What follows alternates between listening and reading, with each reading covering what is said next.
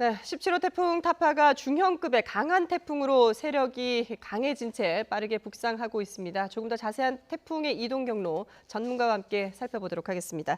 K웨더 반기성 예보센터장 나와 있습니다. 안녕하십니까? 네, 예. 안녕하세요. 자, 지금 저희가 계속해서 이제 현장 상황들을 실시간으로 전해드리고 있는데 지금 뭐 태풍의 위력이 상당한 것 같습니다. 어느 정도 지금 위치에 있다고 봐야 될까요? 현재는 이제 그 제주도 남동 쪽으로 한 100km 지점까지 해상까지 일단 북상한 것으로 보이고요. 네. 이제 조금 이따 이제 제주 동쪽 해상을 지나서 부산 쪽으로 진행해 나갈 것으로 예상이 되고 있습니다. 예. 현재는 이제 그 중심 최대 풍속이 35m로 강한 중형급 태풍입니다. 예. 지금 상당히 이제 태풍이 강해진 상황인데 이게 점점 더 세력이 강해질 가능성도 있습니까? 그렇지는 않습니다. 원래 이제 예상보다는 강해졌죠. 네. 실제로 이제 북상에 올라오는 그 해수욕 온도가 거의 27, 8도가 되는 바람에 발달해 왔는데 예. 제주 해역을 지나면서부터는 저 해수 온도가 좀 낮아집니다. 그래서 부산 앞바다 쪽은 24도에서 25도 분포역이거든요. 네네. 따라서 북상하면서 세력은 조금씩 약해지면서 일단 부산 앞바다를 지나갈 때는 초속 최대 풍속이죠. 예. 32m 정도 될 것으로 그렇게 보고 그렇군요. 있습니다. 그러니까 시간이 지날수록 태풍이 조금 이제 세력이 약해질 가능성이 크다고 하니까 그나마 다행이라는 생각은 듭니다만은 그래도 지금 이번 태풍이 위력이 상당하지 않습니까? 특히 보면은 이제 뭐 비도 많이 동반을 하고 앞서 저희가 현장을 연결했을 때도 남부 지역에 바람이 상당히 강하게 불더라고요. 이번 태풍은 어떤 특징이 있다고 봐야 될까요? 일단 저 태풍을 우리가 이제 구분할 때 이제 바람이 많이 부는 풍태풍 또 네. 비가 많이 오는 우태풍 뭐 이렇게 구분하는데 네. 상대적으로 이번 태풍은 이제 비가 많은 태풍이죠. 그래서 우태풍에 가까운데 네. 그럼에도 불구하고 실제로 바람도 비에 못지않게 상당히 강한 태풍이기도 그러게요. 합니다. 예. 그래서 뭐 현재 제주 산간 지역은 벌써 지금 현재까지도 640mm 정도의 아주 많은 비가 내렸고요. 네. 거의 뭐 남부 지역도 지금 한 150에서 200mm 정도 비가 내리고 있거든요. 예. 그러니까 일단 뭐 비가 상당히 많은 태풍입니다. 이 지금 타파와 비슷한 경로를 가지고 올라왔던 다른 태풍들에 비해서도 비는 좀 많은 것 같고요. 바람도 현재까지는 인전 아직 뭐 순간 최대 풍속은 차바라든가 콩레에 미치지는 못하지만 예. 현재도 상당히 강하게 불고 있고요. 그래서 이 비 피해뿐만 아니라 바람 피해도 상당히 좀 대비해야 되지 않느냐 그렇게 보고 있습니다. 그렇군요. 지금 뭐 바람도 상당히 강하게 부는데 일단 비가 워낙에 많이 오는 그런 태풍이라고 볼 수 있는데 실제로 지금 보면 조금 전에 이제 낙동강에 홍수주의보가 내려졌거든요. 근데 이 지역에 원래 이런 홍수나 범람 가능성이 있는 지역인 건지 그 부분이 궁금합니다. 대개 우리나라의 한강 수계는 그래도 좀 우리가 구배라고 얘기를 하는데 기울기죠. 이렇게 기울기가 좀 급하다 보니까 바로 그 서해로 빠져나가는 경우가 많습니다. 그러나 네네. 이제 이게 남북으로 있는 낙동강 같은 경우는 이 구배, 그러니까 이 기울기라 그러죠. 기울기가 상당히 완만해요. 그래서 이쪽에 비가 많이 내리면 홍수가 날 가능성이 높은 강입니다. 예. 낙동강이.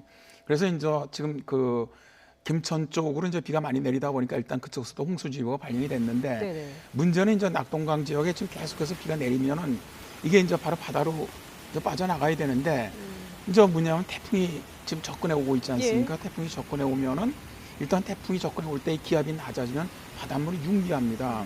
1헥토파스칼 상승 하강할 때마다 약 1cm 올라가다 보니까 지금 뭐 태풍의 그 중심 기압으로 보면 한 40cm 이상 상승한다고 봐야 되거든요. 예. 그러니까 거기다 상승하는 데다가 그러다 보니까 워낙 완만한 구배로 인해서 물이 잘 빠져나오지도 않는데 바다 쪽에서 태풍이 접근하면서 바다가 상승하다 보니까 더 안 빠지다 보니까 현재 봐서 낙동강 유역 예. 또 이 해안가 이쪽으로는 상당히 그 침수나 홍수가 발생할 가능성이 높다고 봐야 됩니다. 그렇군요. 그 지역의 주변에 계신 분들은 상당히 좀 주의를 하셔야 되는 그런 상황이겠네요. 네, 그렇습니다. 예.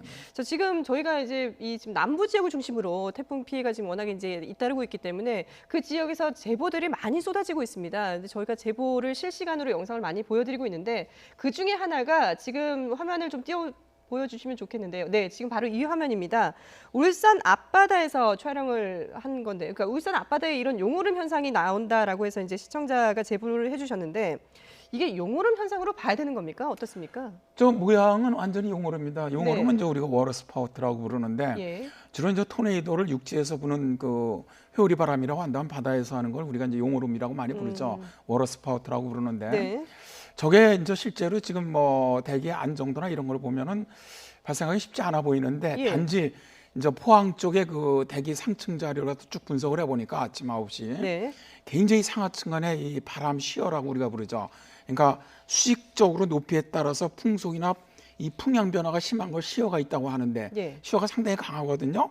그러니까 풍속도 뭐 거의 적어도 해서도 50나트 이상 불고 다시 중간층에 바람이 약해지고 또 그 해층 가면 또 다시 50나트 이상으로 또 다시 강하고 자 이제 태풍으로부터 이제 남동풍으로 바람이 강하게 들어오는데 따뜻하고 습한 네. 북쪽에서는 북동풍으로 차가운 공기가 들어오고 있거든요.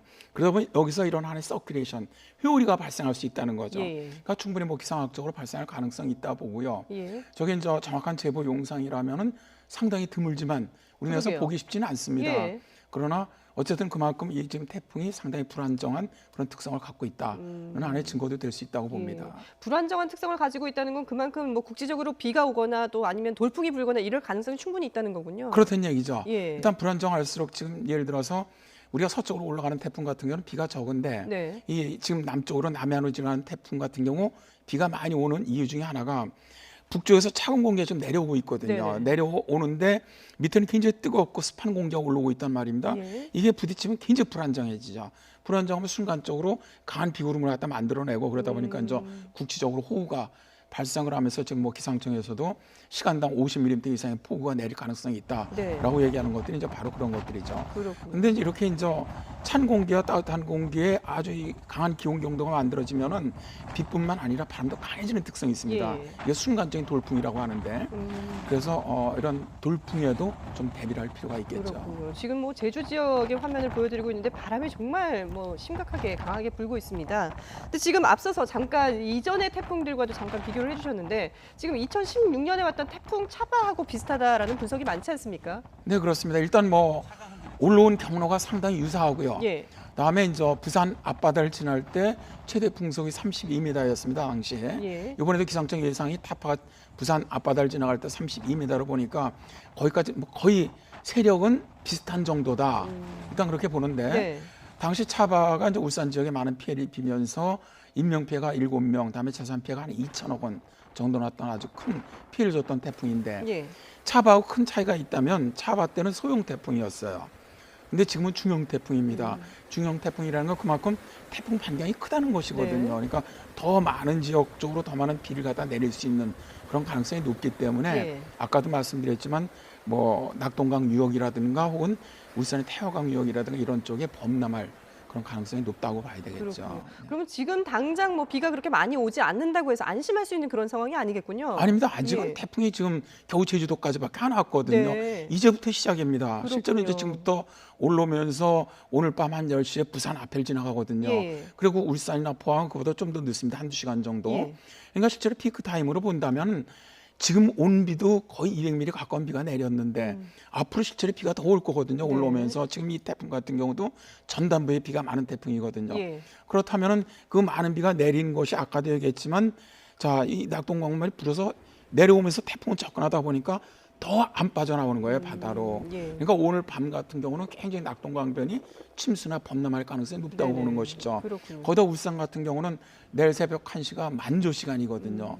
지난번 차바 때도 만조하고 겹치면서 실제로 많이 범람했던 네네. 것이거든요. 그렇기 때문에 그 시간대에 가깝기 때문에 거기에다 또 만조까지 겹치다 보면은 우리가 생각한 것 이상으로 피해가 커질 수 있다는 것이죠. 따라서 그렇군요. 철저히 지금 시간이라도 예. 이런 거에 대한 대비가 필요하다고 봅니다. 그러면 지금 잠깐 언급하시긴 하셨습니다만은 이 태풍 이동 경로에 따라서 각 지역별로 몇 시에 이 좀 위험한 상황이 오는 건지 지역별로 좀 특수 상황들을 짚어주셔야 될 것 같아요. 일단 제주 같으면 지금서부터 한 4시 사이가 피크 타임이라고 얘기를 하죠. 네네. 가장 강한 시간. 남해안 지역은 뭐 오후 6시에서 7시로 보고 있고요. 부산은 10시 전후. 다음에 이제 울산이나 포항은 11시에서 12시 사이. 그다음에 강릉 같은 경우는 내일 새벽 한 3시 정도. 이때가 될 겁니다. 예. 그래서 그때가 가장 강하고요. 그 앞뒤로 한 2-3시간 정도를 위험한 시간으로 우리가 보거든요. 네. 그러니까 이제 부산 같은 경우는 뭐 한 오후 6시 전후서부터 시작해서 한 자정 전후까지 이때가 가장 위험한 시간으로 보시면 되겠습니다. 그렇군요. 그러니까 이게 태풍이 완전히 우리나라에 영향을 미치지 않는 그런 시간이 올 때까지, 그러니까 내일 이후까지도 좀 더 주의를 기울이고 태풍 경로 이 예보를 실시간으로 좀 확인을 하셔야 되겠군요. 굉장히 중요한 것이 예. 태풍 예보를 정보를 계속 파악하는 것이 중요합니다. 네네. 현재는 예상으로 그렇게 이동해 간다고 예상을 하고 있지만 네. 이게 속도나 방향이 약간 틀려질 수도 있거든요. 따라서 어느 지역에 가까이 올 때입니다. 예. 가까이 올 때는 절대로 정말 외출하지 마시고 예. 뭐 특별히 바닷가 나가시면 안 되고요. 네. 다음에 이게 이제 동해상으로 빠져나가더라도 현재 예상대로라면 내일 정오나 돼야 독도 한 470km 동북 동쪽까지 나가거든요. 예. 그러면 그때가 태풍 반경이 영향 반경이 한 320km니까 제가 보기에는 내일 정오까지는 내일 정오까지. 까지는 마음을 놔서는 안 된다고 봅니다. 왜냐하면 예. 특히 동해안 지역은 지형적인 영향으로 더 많은 비가 내릴 수도 있고 바람도 불 수가 있거든요. 네네. 그러나 이제 내일 정오 정도 되면 아마 우리나라 독도까지도 다 태풍특보는 해제가 될 겁니다. 네. 그때는 이제 강풍주의보나 풍랑주의보로 대체될 것으로 보거든요. 예. 그래서 일단 내일 오전까지는 태풍이 완전히 빠져나가기 전까지 마음 놓지 마시고 예. 정말 꼭 대비해 주셨으면 그렇군요. 좋겠네요. 저희 YTN도 계속해서 뉴스 특보를 보내드리고 있기 때문에 저희 YTN과 함께 계속해서 태풍 경보, 이 태풍에 대해서 경계를 늦추지 마시고 지켜보셔야 될 것 같습니다. 근데 지금 보면은 올해 너무 태풍이 많이 오는데 특별한 이유가 있습니까? 올해가 좀 기록적으로 많이 오고 있죠. 예. 실제로 1950년, 59년에 이제 7개가 올라오고 나서 거의 지금 거의 한 70년 만에 지금 이런 많이 올라오는 건데 네네. 올해 같은 경우 이제 북태평양 고기압 태풍이 발생할 수 있는 해역의 해수 온도가 높아요. 거기다 우리가 이제 기상학적으로 태풍이 발생할 수 있는 조건이라는 게 있거든요. 예. 그런 조건이 굉장히 좋아요. 그러다 보니까 많이 발생했고 현재까지는 뭐 평년 정도 발생을 했고 또 평년보다는 좀 많이 좀 우리나라 올라오고 있지 않습니까? 네네. 평균적으로 지금까지 한 2.9개가 영향을 줬는데 현재는 뭐 벌써 6개가 영향을 주고 있고 현재도 보면은 조건이 좋기 때문에 발생할 가능성도 있다고 보고요. 이후에 더 또 태풍이 발생할 가능성이 그다음에 있다. 또 우리나라 주변의 북태평양 고기압도 당분간 내려가지 않을 것 같아요. 그렇다면 발생한다면 또다시 우리나라 쪽으로 올라올 가능성이 있다. 예. 아까도 말씀드렸지만 가장 비슷한 경로를 밟았던 차바나 콩레이 2016년, 2018년 태풍들은 다 10월 태풍입니다. 그러니까 10월까지도 가능성이 굉장히 높다는 예, 것이거든요. 그렇군요. 그래서 거기에 대한 대비도 좀 필요하지 않느냐 예, 그렇게 봅니다. 그렇군요. 자, 앞으로 뭐 태풍이 더 발생할 가능성도 있다고는 합니다만은 일단 지금 당장 우리나라에 근접하고 있는 태풍 차바, 이 타파에 대한 대비를 좀 철저하게 해서 피해가 최소화할 수 있도록 준비를 해야 될 것 같습니다.